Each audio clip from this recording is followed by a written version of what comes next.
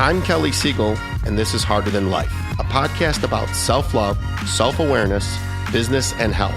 We tell outrageous stories and boil everything down to simple, practical advice you can start using today. Let's get living. Today on the Harder Than Life podcast, we're diving in the world of intuition, divine guidance, and personal transformation with none other than Emily Rivera, the angel coach. Emily's made it her mission to help people find clarity and purpose by connecting with their higher selves. And she's here to share how we can get all a little closer to our best selves with some laughs along the way. Welcome, Emily. Hi, I am so excited to be here. Thank you for this amazing opportunity. No, thanks for coming on. I'm going to start this off with, if you don't believe in God, source, energy, spirits, ghosts, this might not be the podcast for you, but I'm going to kick it off with my experience with Emily in person live. And I was sitting front row while she was giving a speech, and she never met me before in her life. And a thought popped in my head, and she just looked over while on stage and said, "The angels are telling me to tell you this." And I can't quite remember what it was. And I went, "What?" And made it believe. And I was thinking that thought, which was unrelated to anything we were talking about or had ever discussed, was exactly what I was thinking. So it made a believer out of me. We're going to talk all about this. So can you tell us how the Angel Coach came to be and what inspired you to start this journey? So great question. If it's okay, I will also, if it's okay with you, I will also respond as I'm hearing guidance. Is that okay? During our conversation. So even if you're not a believer, I know he said this may not be the show for you if you're not a believer of certain things. I am inviting you, even if you're not a believer, to just lean in. Because part of what I get to do is that I get to see more of what's possible in our reality that goes beyond the physical. All of us have that experience. It's just our human has learned to filter it out. So it's not anything connected with the idea of like God or spirituality or ghosts or anything like that, but it's just more about understanding what else is available to us beyond the physical reality so that we can dance better, so that we can laugh more, so that we can enjoy life in a way that we really ultimately all crave to step into. So I wanted to start with that. Even if you're not a believer, my intention is not to convert you, but to just help you to know that there's other options available beyond what you've known before that are going to be very fulfilling if you choose to lean in. All right, Kelly. So you asked a question and I apologize. Can you repeat it one more time so that I can go ahead and make sure I address it the best way possible? How did the Angel Coach come about and what inspired you to start the journey? Now, I will tell people they can head over to theangelcoach.com and read all about it. And I did, and it was fascinating, but I want to hear it directly from your words. How did you start and what inspired you to start? So I will say it started since I was a little girl. So my first memory, I was around 4 or 5, and there was a beautiful presence of light sitting in the bed teaching me. Now, this is not just one time. It continued throughout my whole life, where what I call now a manifestation of love was really teaching me. And the message that kept being taught or shared or inspired is that it was my role to remember. Now, one of the reasons I was here is to make sure that I didn't forget that I was more than human, that we were all more than human, and that ultimately life is really trying to help us wake up to that reality, but also get the experience that can occur if we choose to open up to that thought, idea, and that possibility. So it started since I was a little girl. The term, the Angel Coach, was actually something that was given to me. When I first started my business, it started with living to inspire. That's what the voice encouraged me to step into. And I did events and things like that, focus on the idea of living to inspire. But then it evolved and the angels showed up and said, it's time for you to call yourself the Angel Coach. So that's what I've stepped into. Now, why the Angel Coach? Because the Angel Coach is the understanding that when I'm meeting with someone, when I'm doing an event, when I'm having these conversations, yes, you're going to see me, but that there's more that is in the conversation. There's more that is communicating and expressing the message, right? So there is coaching that's taking place, but it goes beyond my human logic. And there's something greater that is going to be speaking, guiding, supporting the experience, which is why so many people may call it miracles or transcendent, or, it's like, how could that even happen? Like you said, how the heck did she answer my thought and my question? Because it wasn't just me on that stage, right? There was angels that were really coaching. That's why the angel coach, right? So I'm showing up as an expression that goes beyond my physical self. Yeah. Great answer. They're automatically deviating from questions and going right into. I find it ironic, or that manifestation of love and living to inspire. So love and inspiration, inspire love, and we're talking about angels. Just walk with me on this a little bit. Why love? So if you want more inspiration and more love in your life, how do we release and surrender to allow angels to guide us? So what's interesting, what I'm audibly hearing to say, right? The illusion of wanting more inspiration and more love is the illusion, because how can we want something we already are? We are already walking portals of inspiration. We are already walking portals of love. And it's about, how do we get to a place that we get to witness more of the truth of who we are versus what we've been pretending to be? Because in so many ways, life has curated certain experiences that have been favorable to that remembering.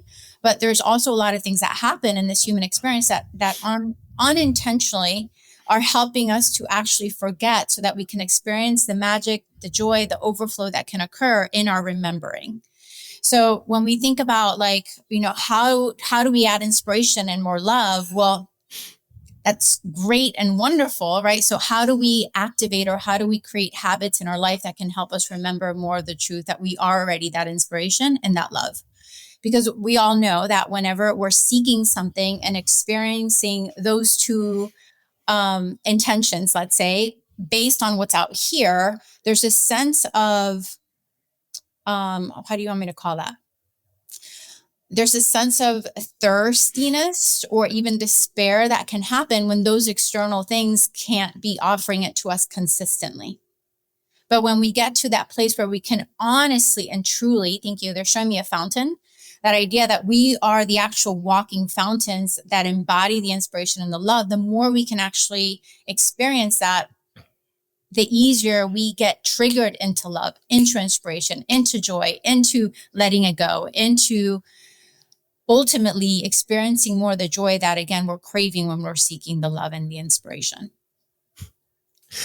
So good already. 7 minutes in. If you're not following me on YouTube, head over to Heart in Life on YouTube and subscribe and look at her beautiness, and you can see how amazing she is. And you'll catch this a little bit better. So subscribe over to YouTube, and you get these awesomeness.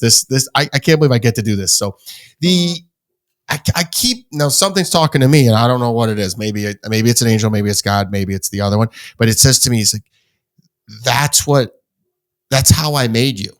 That's what kept coming to me. That's how, if you look at the Bible, it says you're made in the image and likeness of God. And then if you're really religious, it's Jesus. Is there a correlation there that the angels, but they seem to be non-denominational? So great question. And there's a lot in here that they're showing me as we're talking. So that's a great question. So my history, my background, I grew up Catholic. So that's what I grew up with. I went to church. I was very much involved in Christianity. That's just been my history and my past. Now, so they're telling me I have to talk about two things. If you can help me, Kelly, to remember this. One is the gap between where we're at and the grace of what will carry us into where we want to go. So they're telling me to go back to that later. If you can help me remember. So when in my life and in my journey, so I've been getting vision. So since a little girl, helping people, hearing stuff, what they needed to hear, or what I was being encouraged to say to help someone. Now, all this carried me throughout my whole life. It shared with me where I was going to go to college, when I was going to get married, when I was going to have a child. I was shown so many qualities about the magic and surrendering and being guided, and how beautiful it can be through that experience. Now, that doesn't mean I didn't have my moments, because we all do. We're destined to have our moments, because that's part of the gift. Now, when my first daughter was born, she was born with a lot of disabilities. I didn't know how extreme they were, or to to what extent we would be diving into when it came through challenges, moving through challenges. But it was during that time that I went through my forgetting. So what happened? My idea of what God was, my idea of Christianity, my idea of even just religion started to expand. And it wasn't because it was limiting, not at all. It was because there was more that needed to awaken within me to understand what was possible when I thought of the idea of God and what else was trying to evolve within the circumstances or the challenges. So my daughter spent most of her days in the hospital. And it was during that time, I honestly thought I was going to lose her and she was going to make it another day. And it was very challenging. But I got to a point in my journey in which I knew that the only way I could save her is to remember once again my gifts. Because during that time, my brain, which happens to all of us, by the way, my brain went into survival. So my brain switched into a survival state, which had me unplugged from literally a system that was already pre-designed within my human self to be able to communicate and connect to spirit, to God, to source, just as you and everyone else listening already has that designed inside of them. You know, that which was already inside of me got shut down like a switch. It just got turned off because I went into my survival brain to pretty much survive through the circumstances, but also what I felt helped my daughter survive. So we all go through our forgetting. All of us are destined to.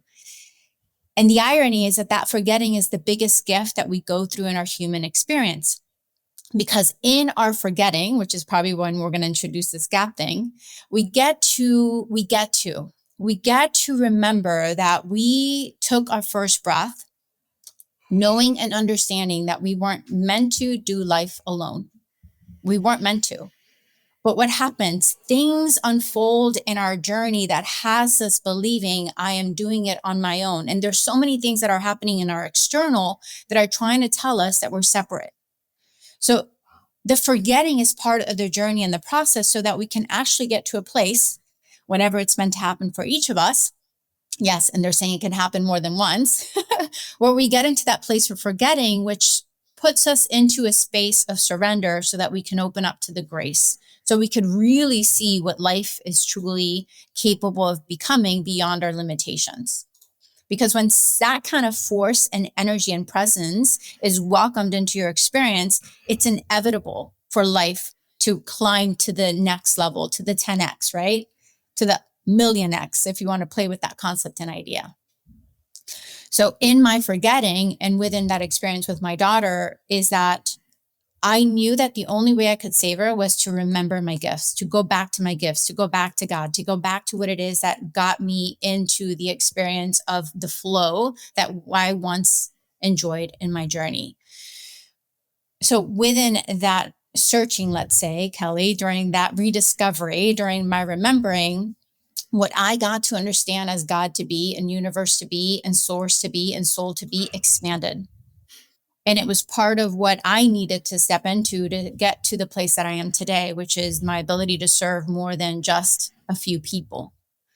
You know, a lot of times we think that we're growing for ourselves, for our goals, for our mission, for our vision. You know, even with this beautiful show that you have here, it's not just about you. Every time you step up and do these calls, you are expanding to someone that hasn't yet been met by your human mind. What I mean by someone is that there's another you that's waiting on the other side saying, this conversation is going to open you up more to this. Because every time we open up to the next level, to the next stage, do you want me to keep saying stage?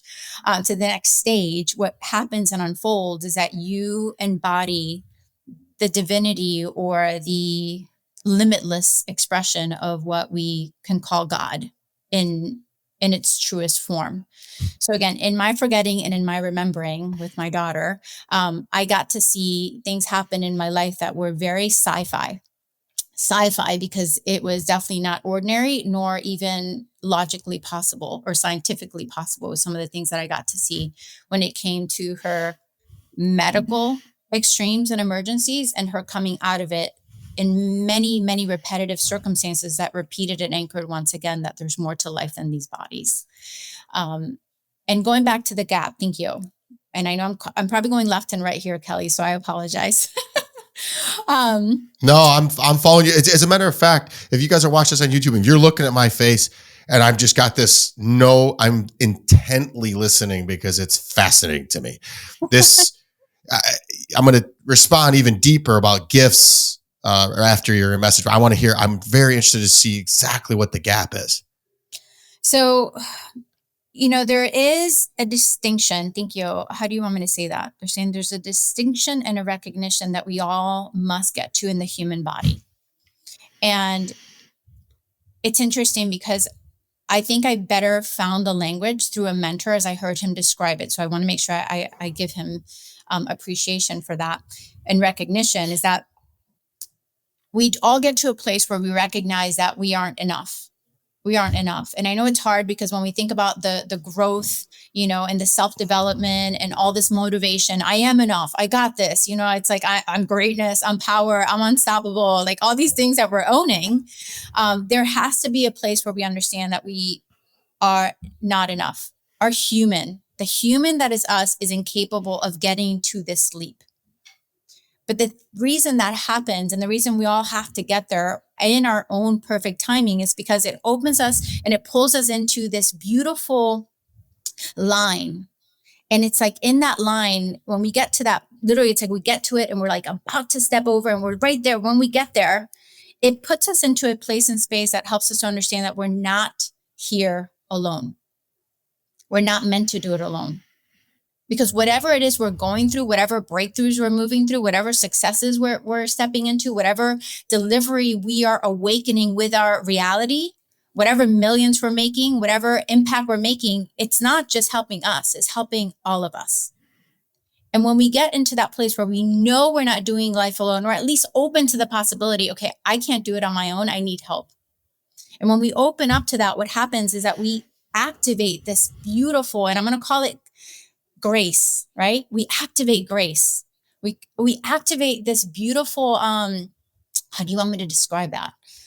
They're showing me a mist. Let's play with the idea of, like, some people may call it the Holy Spirit. Some people may call it life force. Some people may call it energy. Some people may call it synchronicities or miracles, but we activate this magic that isn't fully accessible within our human. And when we activate this magic, that's when we see quantum leaps. That's when we see miracles, because we open up to this very soft surrender. And I say soft because a lot of times we don't even realize that we're stepping into surrender. And we step into this experience of surrender, which opens up a portal for grace to move, take over, and carry us into the other side. Every person who's made it big, every person we admire, everyone has a story of grace, right? They ran into the right person. They were in the right room. They took the right step. They thought they were doing something and ended up being something else. All of us are destined to have our stories of grace, because again, they help us to understand that, again, it's not being done alone. So I understand the gap to be when you see the grace, feel the grace, establish a surrender, and that's the point between doing that and allowing is the gap. So how do you want me to explain this? Thank you. The irony is that we're not even at times consciously recognizing we're opening up to grace.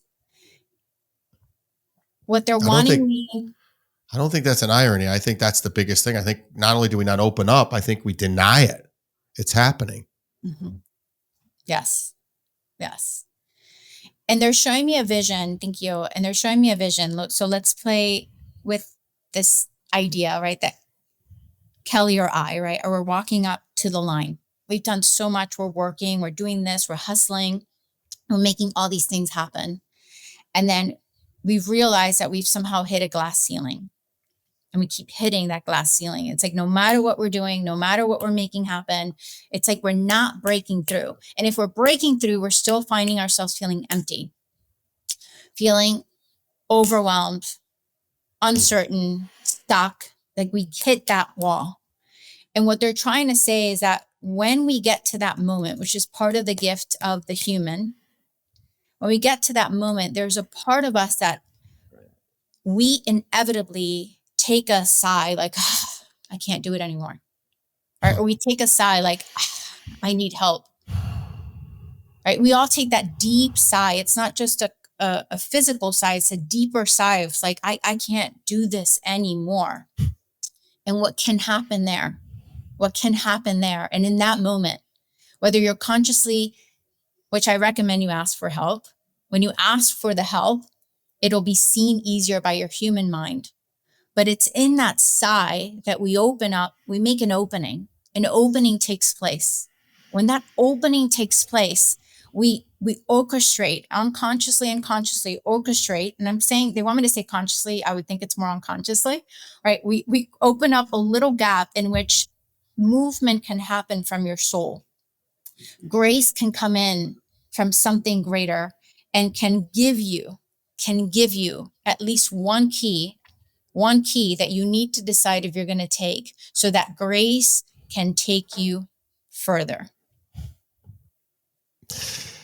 There are no coincidences. I am right there right now. We're going to try to unpack this in a minute, but I want to talk about gifts, because I heard that over and over this weekend. I was with John Maxwell, not to name drop, and he was talking about what do you do with your gifts that God gave you? Because people call that, oh, that's my talent. No, that's a gift. Or I'm really good at communicating. No, that's God's gift. It's what you do with it to give back to the world that enables you to have the life that, in alignment. And your gifts of receiving these angels' words are fantastic. So I want to invite everybody to go over to theangelcoach.com, follow Emily at the Angel Coach. It's at Emily the Angel Coach on Instagram, and watch her and go through and share these gifts. She has very many programs that she can offer you. It's wild. She's a high achiever, making great money, doing great things with said gifts. So I'm going to skip over to something, and then I want to go back, and I'm going to ask you for the help, because there's no coincidence that you reached out to me and that today was the day, and I didn't have any doing with it.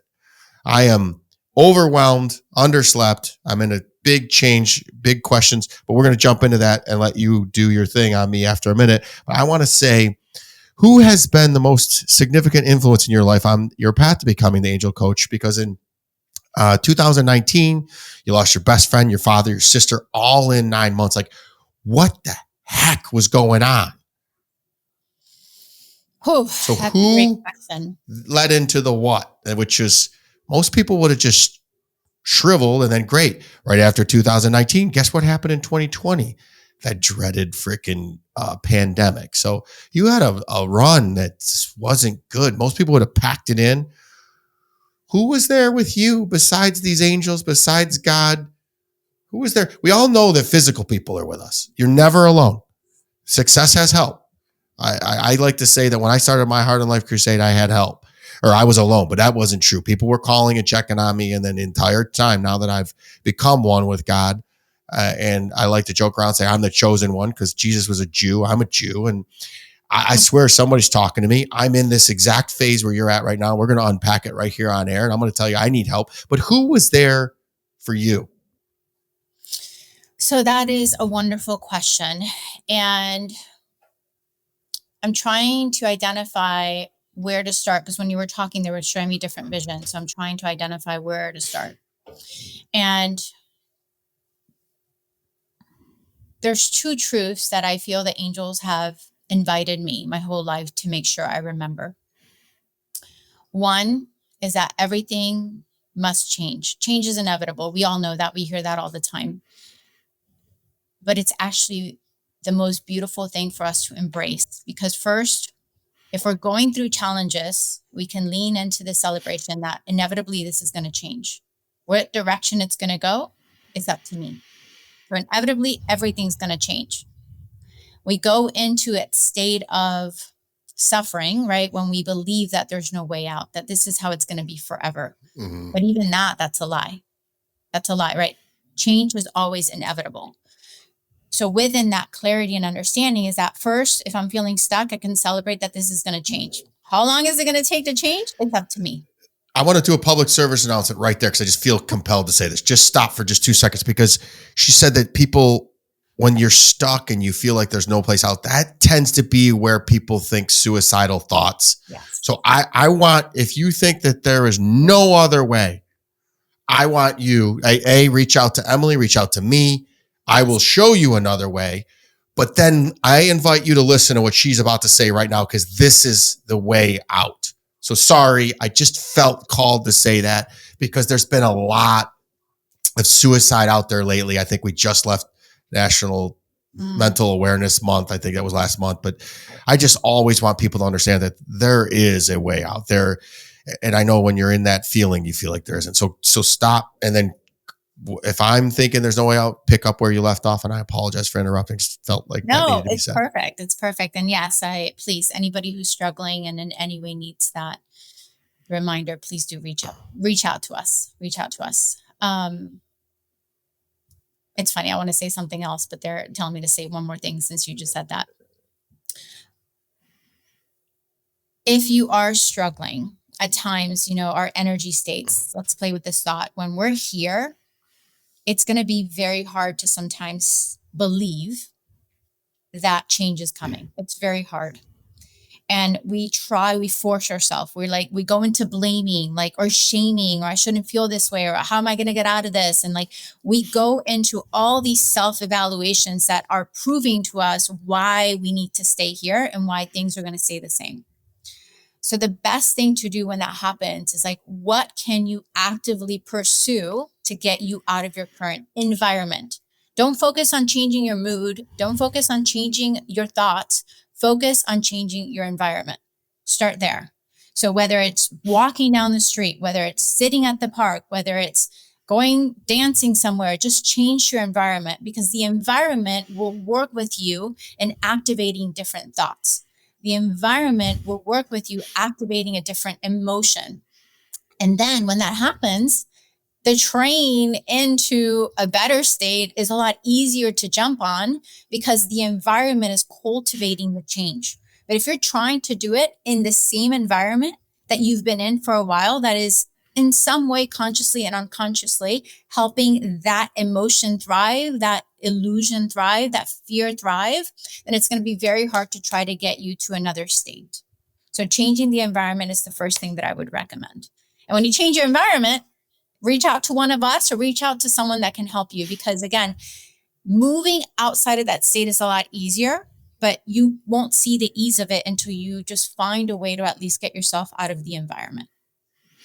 So that's one thing they were wanting me to add to that. I need help. And it's weird because I know that I got another level. I know that there's more. I know that change is coming and I'm so excited, but I don't know what the path is. So I'm doing the exact same thing by surrendering, and I'm changing my environment, going down to my Florida home this week, and I'm just going to chill and let it all happen. It's just the complete opposite of what most people feel, but I'm kind of a weirdo. So I want to ask you a specific question, because you have private sessions, you do coaching, you have this sacred garden, which is a sisterhood, a transformational sisterhood that nurtures women's spiritual growth, intuition, and personal healing. And you guide them to align to their true feminine power and supportive community. That sounds amazing. And you're here and you do it with me. But having said, I shouldn't say but in addition to, how do you help these clients connect with their higher selves? And what's been one of the most rewarding transformations you've witnessed? Oh my gosh, there's so much in that. There's several. So it's hard because remember I said that they're talking as you're talking. So I'm trying to kind of guide my human to make sure that I answer the questions you're asking, because I know sometimes we're kind of going this way. So I apologize. Take all the time you need. One of my actually, there's two stories that I will share. But before I do that, I need to make sure I speak about the identity real quick, if that's okay. Are you okay with that? Of course. So what happens, remember how we said we get to that line? It's like play with the concept that we are offered micro moments and macro moments that are offering the opportunity for a death to occur, a death of the self, a death of an identity that just took you to today. A lot of times we forget in the human that there is something bigger, greater, that is not out there to tease you. I like to say anointing versus gifts. We all have been given anointings. We have anointings inside of us waiting to wake up. It's not one thing or two things, it's multiple things. It's the evolution of the human experience. We are blessed with multiple anointings. But what happens? The anointing, the key, the magic wand can't be accessed until we're willing to let go of whatever identity got us to today. And when we get to that line, what I was saying about that grace, right? It's like we must understand that an old us must die. There's nothing wrong with that. And I know the idea of death feels intimidating. And unfortunately, we've been taught also in the mainstream, it's got to be so hard. Letting go is hard. It's like you got to go through the trenches. You got to push. You got to fight. You got to hustle. Yes, that's one way you can move through it. But there's another side to that, which is why we talked about grace. That identity has to get so uncomfortable, in which you need to decide, a woman in her queen, a woman in his king, depending, which way you want to look at it. It's like, okay, this ends here. This ends here. This identity ends here. This reality ends here. Because in that letting go, we get to step into, again, this unfoldment that moves through us, which wakes up more of our anointings so that we can get there. One of the things the angels say to me, which Kelly, just to share with you, it's like, if it's been seeded, it's been given. If you have a vision of something bigger, if you know something stirring inside of you as a man, as a leader, in your mission, in your vision, what it is you're here to do, that wasn't given to you just to inspire you. That was given to you because you've seen already what is already done. It's done. Now it's about understanding that the identity of who you've been does not yet have all the anointings turned on to the level for who will be that man living that life, delivering that impact. You're going to get there. It's inevitable. It's so inevitable, right? Like, even that is like, it's such a beautiful thing to consider. It won't be missed. But love it. It's an invitation, right? They're saying proclamation. It's an interesting way that they're telling me it's a proclamation. So not just an invitation, it's a proclamation. So it's an invitation for something greater, inviting you to come, but it's also a proclamation. Like, I claim this for myself, right? I claim the ownership of this identity that has all of this already woken up, and understanding that life is going to deliver. And I know we get very frustrated with challenges, with things that seem unfair, my family passing, the challenges I was going through, all of that happened so that it wasn't even personal. And I think that's what's hard too. Sometimes we make so many things in life personal. Well, no, that's just life. That's just life. And that can take us into another conversation about exit points in our souls. But again, that's just life. That's the journey my dad chose, my stepsister chose, and my best friend. My experience of it, yes, it's personal, but life happening wasn't personal. And ironically, my dad, my stepsister, my best friend, on a soul level, we all were like talking and celebrating. Oh my gosh, when this happens, and you're struggling because of us leaving, when you're going through all of this is the chance for you to wake up more of your anointing. This is the chance for you to wake up more into your becoming, because what's going to be on the other side is much greater. It's much greater. And we're doing this with you. So when all of that was happening, that doesn't mean I was butterflies and rainbows, because one of the things that happened during that, I don't know if I had that on the description, I had a heart attack in 2019. I wasn't taking care of my own space enough. I was literally mourning. I was struggling emotionally with the pain, but still showing up. And because I wasn't taking time to be with me, right? To be with me, my body, and this is another thing, my body loved me so much. Our bodies love us so much that it will get loud when we're not paying attention. And my body loved me so much that I had a heart attack so that I can wake up. I think it's more than just bodies. I think it's God just keeps showing us signs to hey, dummy, pay attention. You can look at it. That's the thing. It's all perspective. There's no right or wrong. Some of you can see it like that. But for me, it supported me very much, celebrating that I have chosen this body and this body's been given to me for a reason. It's like my best friend in this journey. Emily, we've talked about the promise and the process. What's Mm-hmm. the proof? Like, tell us, the second half of that question was, what is what's the most rewarding transformation you've ever witnessed? Oh gosh. Okay.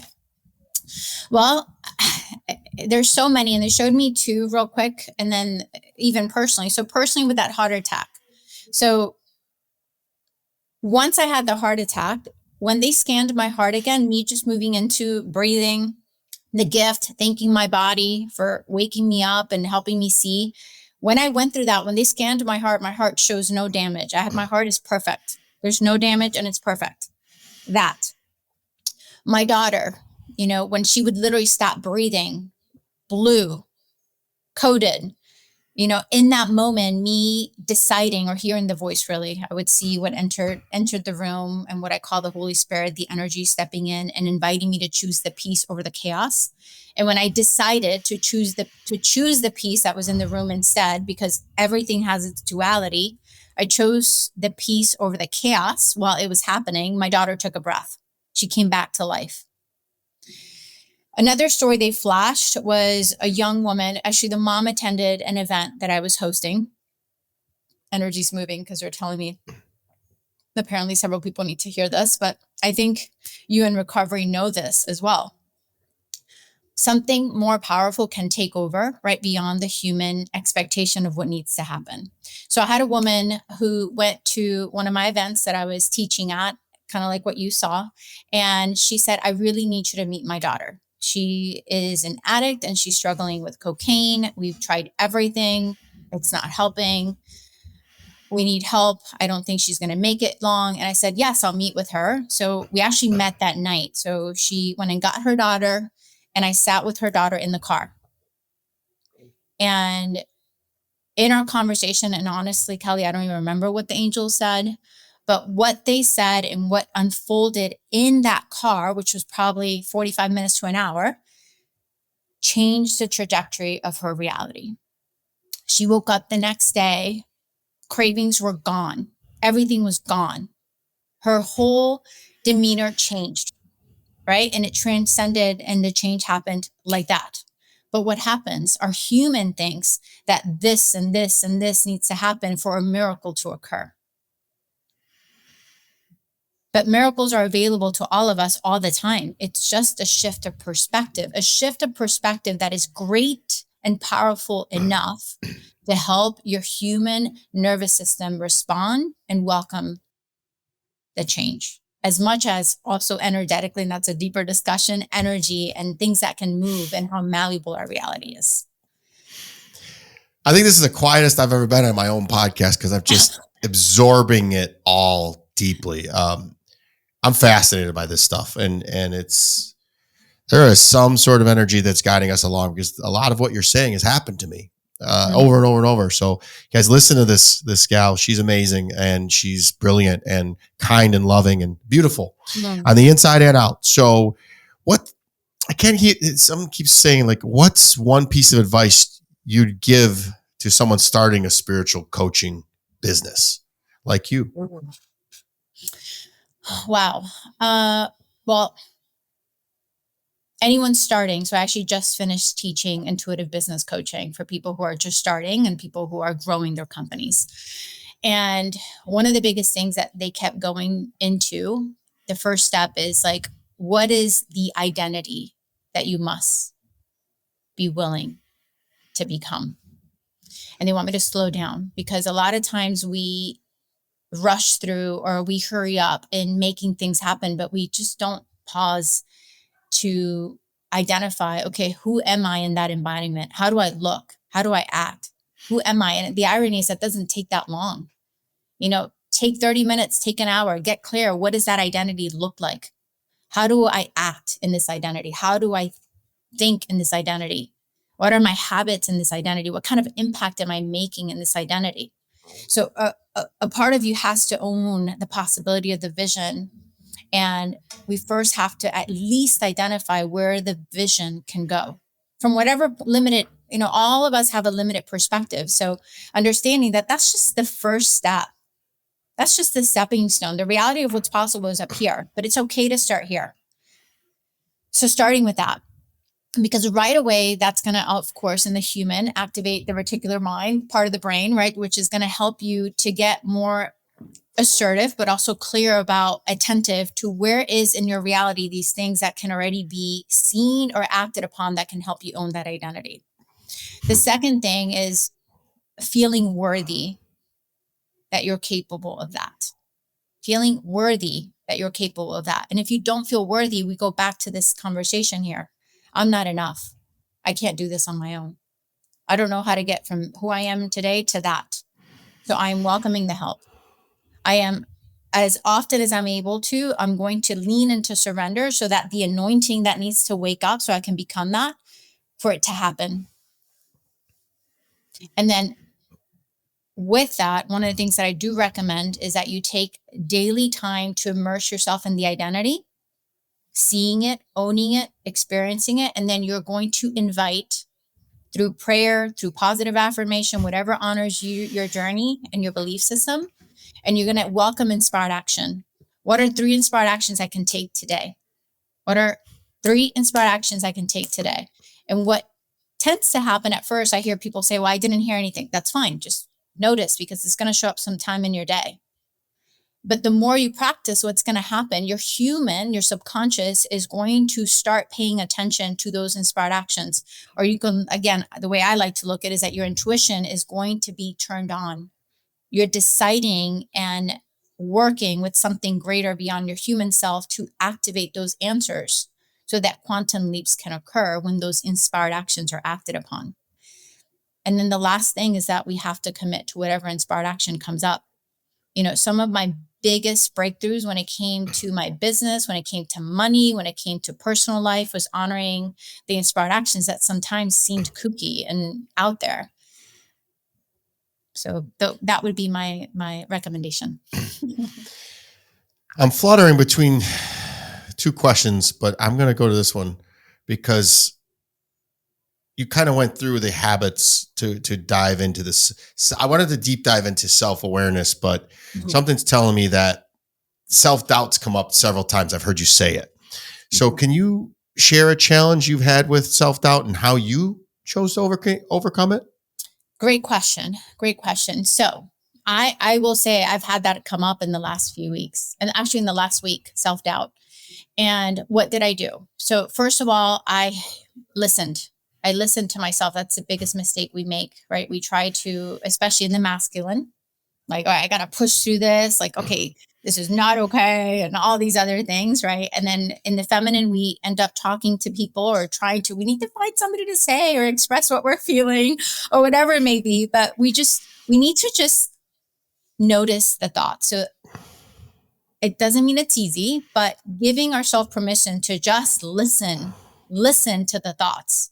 Because the irony is we are all craving to be seen and heard.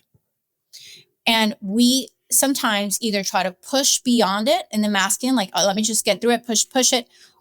Or in the feminine, once again, we're waiting for someone outside of us to offer that to us. But the answer is the same for both. It's like, I need to just sit and look at what I'm feeling right now, but also what are the thoughts? And I like to celebrate that we're all gatekeepers. So when I look at those thoughts, I've allowed that thought in for a reason. So I look at the thought, I acknowledge it. That doesn't mean it's easy at times, but then I'm like, okay, what is the truth instead? And I just saw an orb. The reason I'm saying that, sometimes the camera will catch that.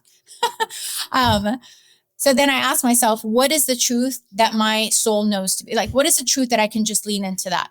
Or what is a better thought that I can just take a moment to claim instead? So that's what I do. That's one thing that I do. Second, remember I said changing your environment? I don't try to get myself out of my stuckness staying in my house. I put myself in the environments that will help me think differently, that will help me experience myself differently, that will help activate a different perspective beyond the one that I'm in. So what does that mean? I walk outside more. I go to the beach. I go to a park. Another thing that the angels show me over and over, which seems out there, I doodle, literally doodling. They tell me that doodling is an amazing thing to do to help receive downloads and insights, and also getting out of feeling stuck. That's why as kids we do it. Isn't that interesting? Doodling is actually something that helps all of us. So those are some of the things that I do. And then lastly, whenever I'm feeling stuck, is that I commit to putting myself in environments or settings where other people have moved into a better state. What does that mean? I go to events where there's people that are thriving. I go and connect with friends or people in my community where I can go have a dinner with because they're thriving, right? I move myself into pushing myself. They want me to say pushing. I push myself into experiences that are going to have me be around other people that can teach me, not necessarily directly because they're telling me, but I get to witness, right? The mirroring of our neurons. I get to witness movement in action. This is remarkable. The listeners are getting a masterclass. This is literally, don't let the angels fool you. What she's explained to you is self-improvement, self-development at its core. I'm not going to tell anybody to share this. This is going to be an instant classic, and I hope everybody's listening. That's why I'm so quiet. I've read and studied the art of self-improvement, the self-development. I can recite Tony Robbins, Ed Milet, everybody's mantra, and you're blending it all and just coming from these downloads from these angels. So guys, follow her, work with her, everything she's saying. That's why I'm so quiet, because it's spot on to everything that you read, and all the way through and up to the Bible. So let's talk some personal stuff. Yes. When you're not coaching, how do you like to unwind and recharge? Let me guess. Get out of your house. Well, actually, my favorite thing to do is going to events. And I say events not because I'm seeking them. I ask literally the angels to show me where I can go play. And that's really the intention. I want to go play with people. I want to go play with environments. I want to go play. That's the intention. And yes, the benefits of it is that I get to learn, but I love to go explore. So recently I just went to Ibiza with Mind Valley, and that was amazing. I love Tony. So I go to those events as often as I can. Joe Dispenza, same thing, and actually all of those people, when I'm talking about all these people, like Tony Robbins in 2016 or 17, I honestly, and it's funny to even say this, I wasn't fully aware of Tony Robbins. A being showed up and told me it was time for me to meet Tony Robbins. And I was told where to go and how to get there, what location it was, and everything. So same thing happened with Joe Dispenza. An angel showed up and said, it's time for you to meet Joe Dispenza. So of course that opened up. Same thing with Mind Valley. It's like one of those things that for me, that is fun for me to go into that free falling state where I'm like, tell me where to go, show me where to go. And I just honor it and I take the leap, and it's always an adventure. Another thing that I love to do, which is outside of the normal, is that I like to go by myself to new places and immerse myself in silence. So, this year I've done Sedona, and I know Sedona is somewhere that I go often. So I've done Sedona. I did the Bahamas, an island, a secluded island out there. I've done Joshua Tree. So I literally go out and do something by myself in nature. So those are some of the things and I love dancing, by the way. So even if I'm not dancing here on my own, I try to find things that I can do, that I can move my body and enjoy the dancing, joyful part of. I'm very playful. So anything that can help activate my playful nature, that's what I like to do when I'm not coaching. I want to reiterate what you just said, because it's lost in personal development, personal growth, and finding oneself and becoming self-aware, and ultimately getting self-love is being alone. If you don't love yourself and enough to be alone and love being alone, you're no good to anybody, anything. So that is an unwritten thing. Be alone in your thoughts, in your feelings, be still. So, what is it? Silence, stillness, and there's one third one that God said if you if you hid the gifts of life in anything, it would be silence, stillness, and there's a third S, and I can't remember what it is for the life of me right now. Silence, stillness. I want to say darkness, but I don't remember what the third one. Anyways, so yeah, you want to move forward, be silent, be still. Oh, solitude. That was the third one. Silence, stillness, and solitude. That's where God would hide. You're pointing because the angels are talking to you. So I'm like, I won't forget. Stop. I won't forget. I'll say it. Go. So yes, with everything I just shared, but there's a key, right? A key that we all undervalue that is very powerful is taking time to play. Taking time to play. Taking time to laugh as often as possible. That's the secret of fulfillment. That's the secret of literally becoming magical. That's the secret of becoming magnetic. That's the secret of enjoying life. If the more moments you spend in awe and wonder and play and joy, the more life can't help but give to you. That's what makes people magnetic, right? That's what I know from experience, not just personally, but with the women that I'm working with the men I'm working with. It's like once you ignite that, right? Which is really the power of passion, being passionate with your own life through play, through joy, through laughter. It ignites something so beautiful that it can't help but radiate from you. And then when you enter a room, when you jump on a coaching call, when you do things like this, people can't help but feel you, right? They feel you because you're giving them permission to enjoy life no matter what. You're giving them permission to be themselves no matter what. Ooh, I'm extremely grateful that you're on today because it's speaking right to my heart, and I'm absorbing and allowing every piece of this. Receiving is the word I should have said. Play. I forget. I'm grinding intensely hard right now, and I forget that this is supposed to be fun. We're all going to die, so might as well have a little fun while we're doing it. A couple more questions, I'll get you out of here. What's a personal mantra or affirmation that keeps you motivated? Oh, I don't necessarily have one, but real quick, I just want to celebrate something. You said the word receiving. That's what they were just saying to me. So you just connected right there to what they were saying. Woo, woo, hardest thing in the world for me, for I think alpha male achievers to do is receive. So you'll hear me say a lot, I receive that because I have to embody it. I have to feel it through my body and know that I didn't just say thank you and just let it pass through me. I felt it. So I say I work on that a lot. Yes. So good. So give us one mantra or an affirmation, just something that is Emilyism. Well, there is something I say a lot, which is auspiciously delicious. I celebrate, that life's about, or for me, that I always have a choice. Whatever is happening, I have a choice to experience auspiciously deliciousness in my life through my choices, or I have a choice to claim that I am auspiciously delicious, as I'm moving through my day. And I claim being auspiciously delicious, not for anybody else, but for myself.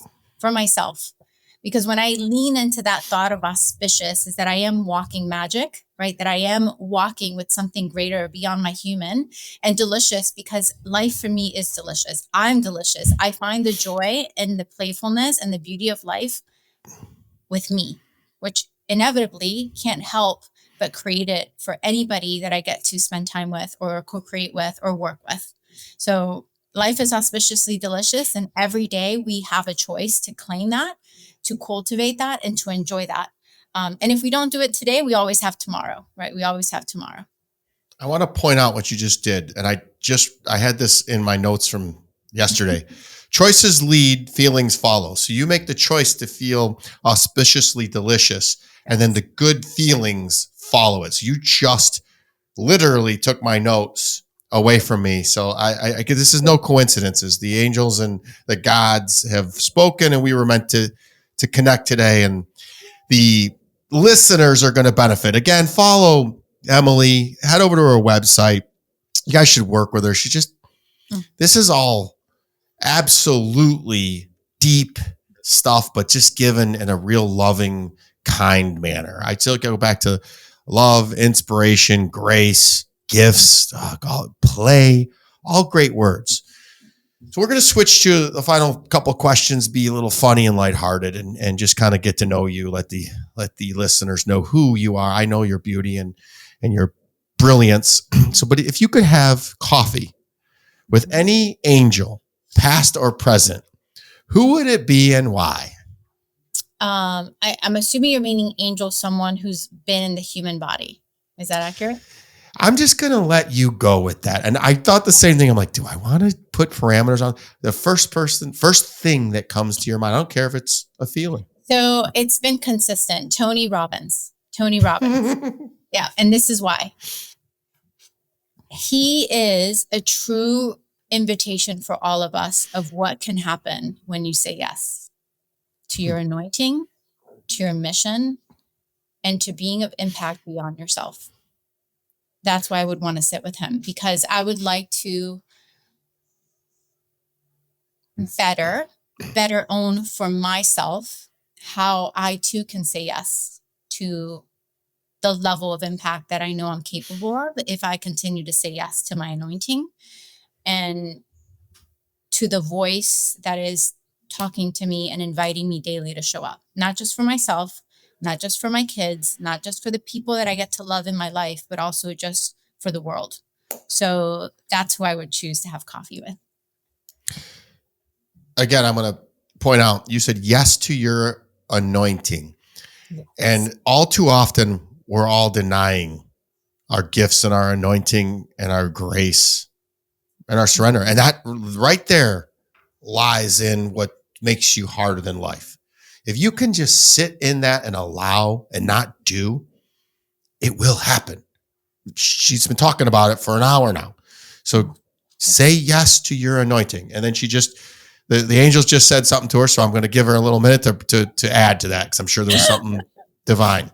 So I actually just had a conversation with a client at a coaching call this morning. And it's like, sometimes we underplay the power of contrast.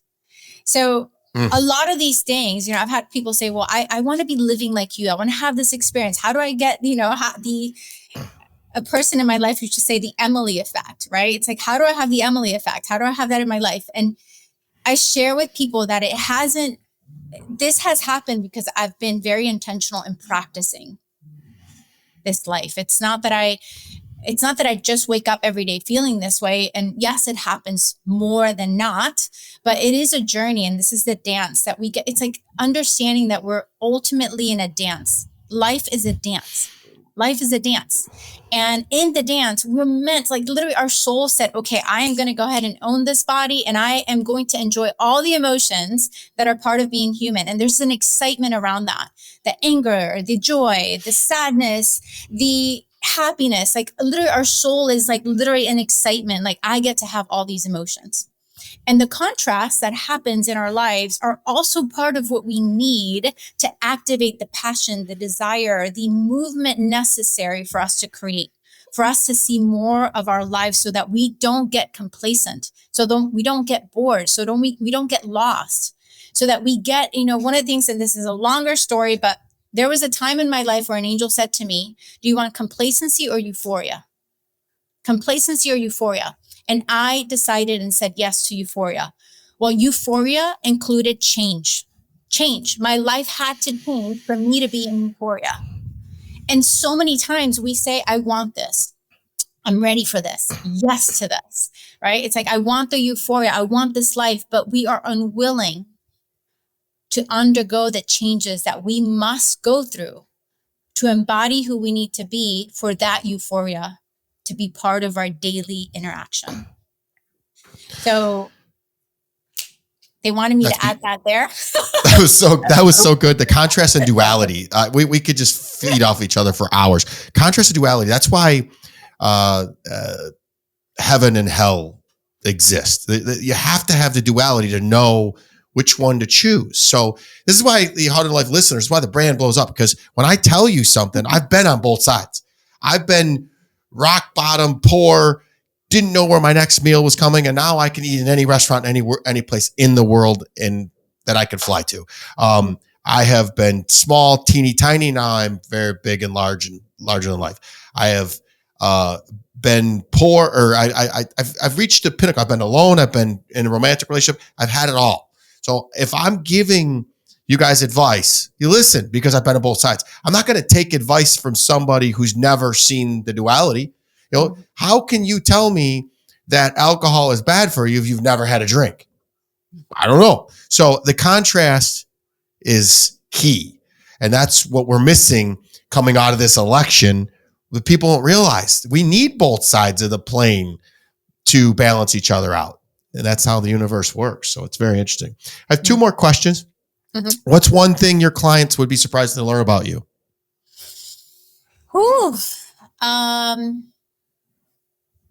Well, I don't really know. I'm pretty an open book. I'm pretty open. I'm asking them to help me. Well, I know a lot of people sometimes get surprised when they see me, my travels and stuff, and they think that I'm doing it with someone or, I think a lot of times people get surprised that I love to just unplug and be alone completely. Like a lot of my adventures, I have no cell service. I've done adventures where I'm in a tent, camping, eating out of a can, cooking my own food, building my own tent, and literally being alone, completely secluded from everything that is human. So I think sometimes people get surprised about that. I can't think at the moment. Kelly, I apologize. Anything beyond? I think that's a beautiful thing. I that's exactly the question I was looking for. Is you have this online persona, you have this receiving from the angels, but yet you keep life extremely simple. And when you're in your presence, you can feel that it's large and loving, but simple and graceful and grateful. So sorry to add that to the color commentating, but do you ever get random divine advice about small things like what snack to eat or which movie to watch? Oh my gosh. Yes. Which can go into a whole different thing, but yes, that can happen. I mean, it's happened before with things even contaminated, like I'd be at the grocery store, or I remember one time I was at the house and the voice said, don't buy this for the kids can't eat this for this amount of time. Because something got contaminated, and we'll find out that something happened with that. So that's happened. Random advice. Gosh, it happened so much with what I eat. Oh, movies. Thank you. I was like, what was the other thing you guys told me? So since I was little, this was a long time ago. They've been telling me this since I was probably middle school, elementary. I don't remember how long, but I'll listen to music or I'll watch a movie and they'll audibly say to me, be here. They'll call me back. And the reason this is important for all of us to hear is because anything we give attention to is programming us. And there's a lot of things that are working really hard to program us into thinking a certain way, behaving a certain way, believing things about ourselves a certain way. There's so much out there doing that. Music, movies, propaganda, what they say propaganda. There's so much. And a lot of times we undervalue that. Once again, that can happen if we aren't mindful or attentive where we're focusing our attention. So I could be in a movie and I love Marvel movies. I love superhero movies. So sometimes I'm getting very caught up in a movie and I'll literally hear them snap and they'll say, come here. Like bring my attention and my focus back to the fact that I'm in a theater, that I am here, and that I am, right, the one who decides what comes in here. And they call me back to my attention to make that decision. I'm just an observer of this. I'm not one who is downloading this into my psyche or my subconscious. Correct me if I'm wrong, but Deadpool is Marvel, right? Yes, it is. Wasn't that one of the funniest movies? His little innuendos were, I was dying laughing, like how he was making fun of the rival, and it just that's the sum of the play that I like doing. I like going to movies with my daughter. So would you ask the angels what the final piece of advice they'd like? What's something I didn't ask that they want you to share? So, and this is actually something I'm stepping more into teaching. Thank you. Yes. How do you want me to say it? So this is actually something you're going to see more, Kelly, and everybody who's connecting with me. I'm going to talk about the idea that we are already awakened superhumans. And thank you. The message is that you're more than you're human. no matter what has happened to you, no matter your history, no matter your thoughts, your belief system, no matter even what was part of your moment before you started listening to this conversation, you are more than human. And thank you. It is part of our gift. It is part of our intention to help you awaken more into that truth as often as you're willing to remember.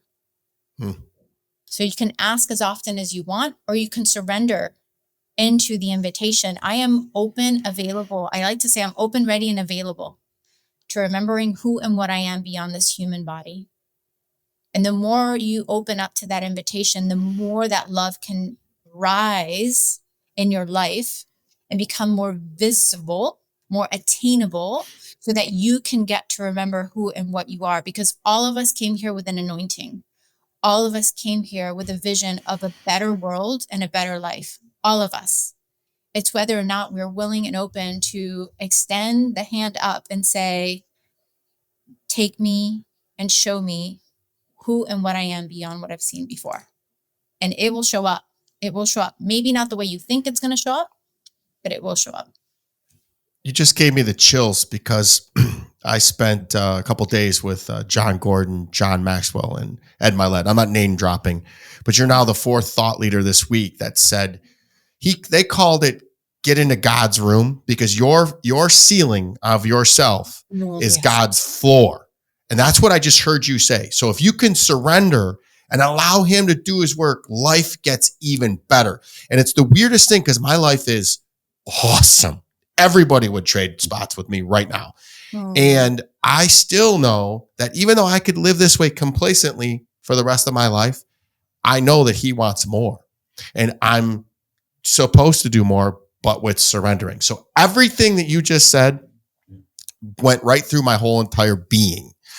If you guys didn't listen to this, go back and re-listen because God just kept throwing this message to me and there's no coincidences. And I can't thank you enough for sharing with me. Guys, be sure to follow Emily Andrews on Instagram. She's got a great website at theangelcoach.com. And I just can't thank you enough for reaching out to me and reconnecting with me. And you're just a beautiful soul. Thank you for playing. Thank you for being Heart of Life. Thank you. Thank you. Big hugs. Thank you, everybody. Please rate and share this podcast. I'm active on all social platforms and love to hear from my Siegel supporters. Each and every episode is sponsored by my company, National Technology Management, the easiest and best IT company to do business with, delivering peace of mind with technology every day, even simplifying cybersecurity. Visit trustntm.com for more info. Until next week, be harder than life.